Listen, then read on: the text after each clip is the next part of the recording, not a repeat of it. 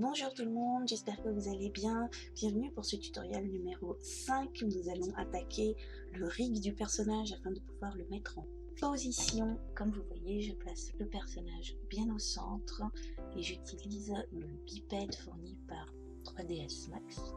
Je fais attention à bien placer le bassin car c'est à partir de là que tout va s'enchaîner. C'est à partir du bassin que le personnage va pouvoir se déplacer. Par exemple, il faut donc qu'il soit bien au centre du modèle.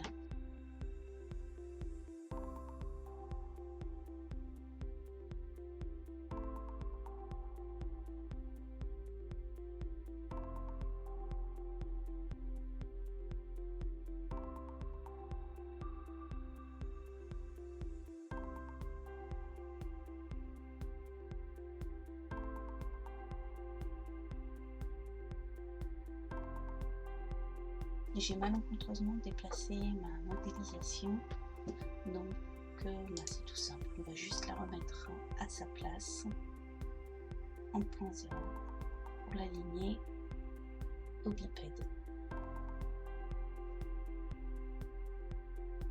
Je gèle le corps et les cheveux de façon à ce qu'ils ne me gênent pas quand je vais placer les membres du squelette au bon endroit, dans la bonne position et avec les bonnes tailles.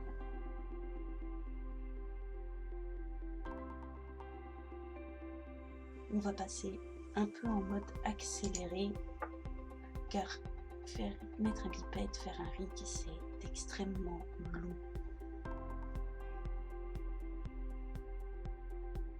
Toujours se mettre en local avec le pivot, sinon ça va faire n'importe quoi.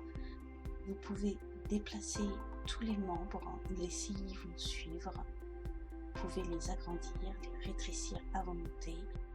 L'important c'est que ce soit bien placé au centre de votre modélisation, sur chaque membre, sur chaque doigt, pour que les pliures se fassent correctement, du moins le mieux possible, avant qu'on ne passe au skin.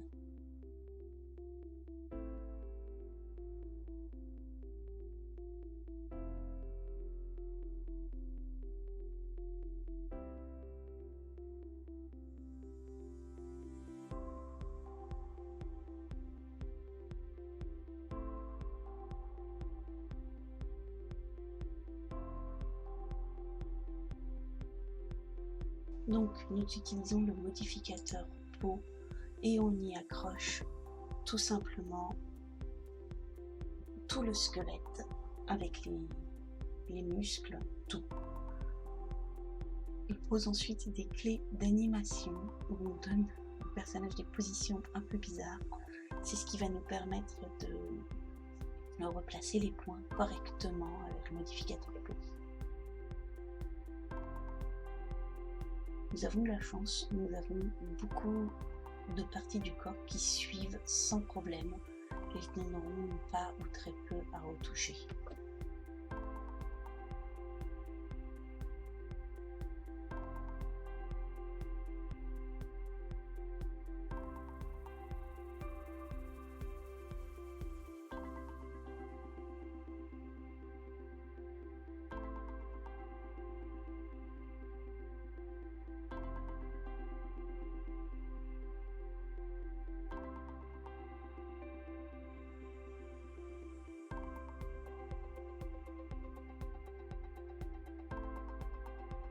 Les zones de couleur délimitent les influences.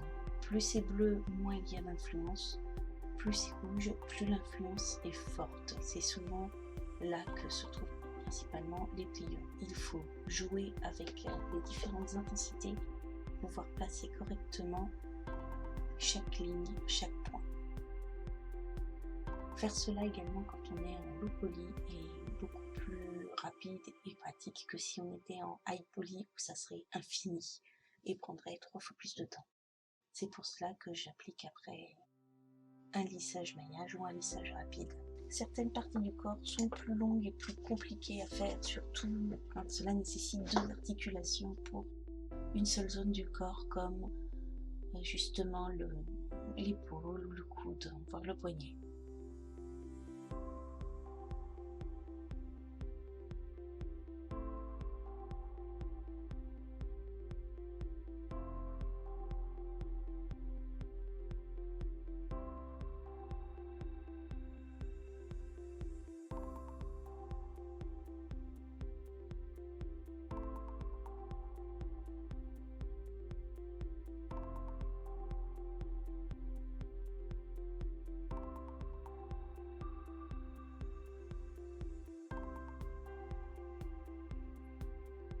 La torsion de lien permet de faire un mouvement naturel. Sans cela, tourner le poignet sur le côté casserait complètement le modèle.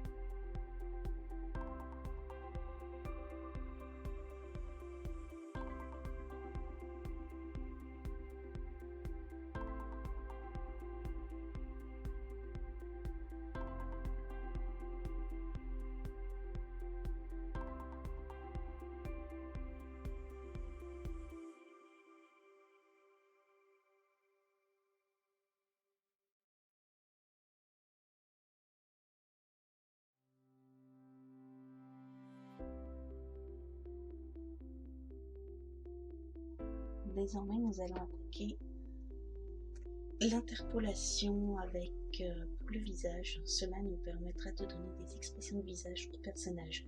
Pour cela, on duplique le modèle, on met un interpolateur sur celui d'origine, qui est un modificateur que vous trouvez dans votre liste de modificateurs.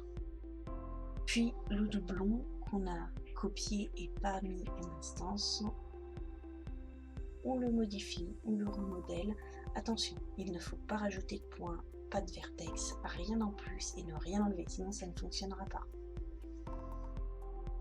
On fait ça ensuite avec à peu près toutes les expressions de visage que l'on désire. On fait également ça avec les phonèmes, ce qui nous permet de faire parler le personnage. Là, je fais avec l'interpolateur car pour une illustration, je n'ai pas besoin de riguer le visage. Pour un jeu vidéo, voire même pour un film, on va riguer également le visage, donc avec des os et des contrôleurs. Pour à peu près un résultat similaire que l'on va parfois coupler dans le cinéma avec l'interpolation. Mais dans le jeu vidéo, on n'utilisera pas du tout l'interpolation car le BX ne le supporte pas et ne l'importera pas dans les logiciels, dans les moteurs graphiques de jeu comme Unreal ou Unity. Ça risque de faire des choses très bizarres.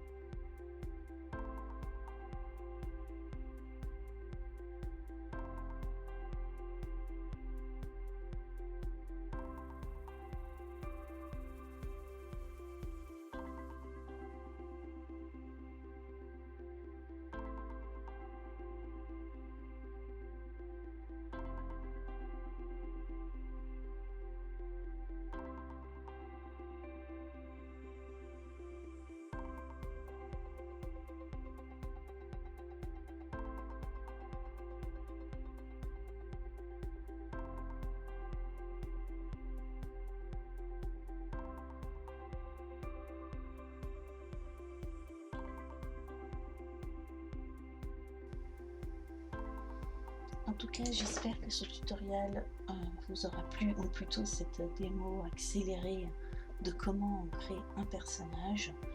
Comme promis, les prochains tutos qui seront toujours en accéléré, mais peut-être un peu mieux expliqués quand même, seront la grenade et la caisse, qui seront très rapides, peut-être même que les deux seront dans le même tutoriel. Ensuite, on passera à la mise en décor. Comme vous le savez, je découvre comment on fait des tutoriels. J'ai encore quelques modes rapides qui sont enregistrés de d'autres personnages.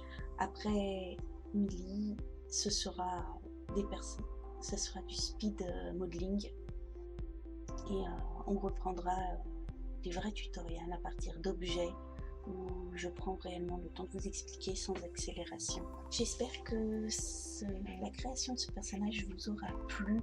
Comme promis, nous allons terminer avec une dernière étape qui sera la création du décor avec la grenade, la caisse, les rideaux, bref, tout ce que vous avez vu sur la toute première image que je vous ai partagée avec la mise en place du personnage.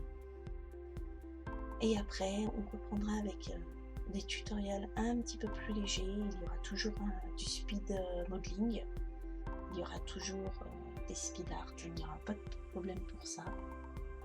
J'espère que mon contenu vous plaît, et si vous ne l'avez pas déjà fait, je vous invite à aimer les vidéos et à vous abonner, et n'hésitez pas à laisser un petit commentaire sous les vidéos, ça fait toujours plaisir. Bye bye.